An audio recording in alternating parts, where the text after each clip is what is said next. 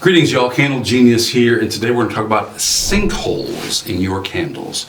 What causes a sinkhole, how do you prevent a sinkhole, and what do I do if I get one? Let's take a look. A sinkhole is caused simply by your wax shrinking as it cools. How do you prevent that? Well, your wax is going to shrink as it cools. That's what happens when liquids and molecules are moving around like this when they're hot and warm and melty. And then they kind of start to move closer together as they cool. The surface of your wax is probably the first thing to start to cool because it's exposed to the air, while the base of your wax, the core of that, is still warm and shrinking and pulling from the top of the jar. I have 3 candles in front of me right here. All 3 of them have some version of what I'm talking about.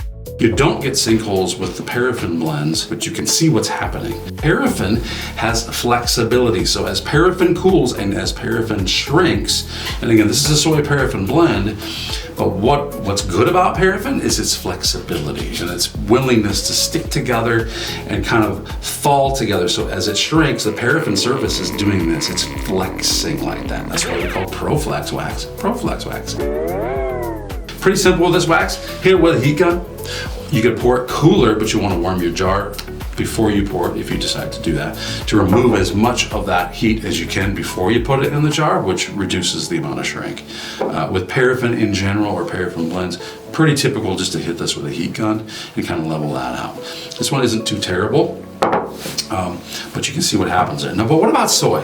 Soy is actually very, very rigid in its crystal structure. So because it's so rigid, your top will cool first. The bottom part, of course, is now insulated by that top.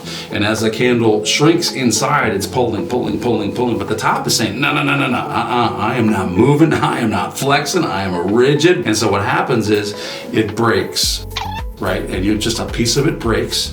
It lets air into that. It happens at various levels. How do I avoid it? Pouring cooler will help this. Interestingly, pouring hotter will help this as well. And what does pouring hotter do? Pouring hotter will help eliminate air bubbles that might be caught in here. Air bubbles will shrink and they'll contract and they'll cause pulling and they'll cause air and they'll cause a lot of bad things. Honestly, if you pour it 170 degrees Fahrenheit, that's a great temperature for air to just kind of escape. Just come out of that jar when you pour it so it doesn't get stuck to the sidewall, so it doesn't get stuck to the top. I love 170 degrees to pour at, but a lot of it depends on the thickness of the sidewall of your jar. Pouring it at 170 allows your wax to actually heat the jar itself and bring them to the same equal temperature before any of this crystallization begins. So I like pouring it at 170 or below 120, but again, in a thinner sidewall glass, 135 or better will do the trick. This is pretty thick. I'd pour this one a little hotter. You can fix these sinkholes, and in soy, sometimes you impact the top surface when you do that, but get a heat gun on it, and you don't want a heat gun too much. The fragrance is evaporating when you do that, and that's why when you run the heat gun, you can smell it. The fragrance that's on top of that jar is going into the air, and when it's going into the air, it's leaving the top of the jar. Not ideal. Hit it nice and briefly with a heat gun, get it nice and smooth on top.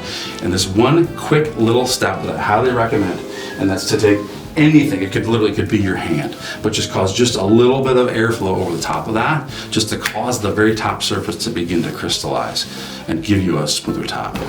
But that's it. So sinkholes, problem? Yes, there are ways to prevent sinkholes. There are ways to fix sinkholes.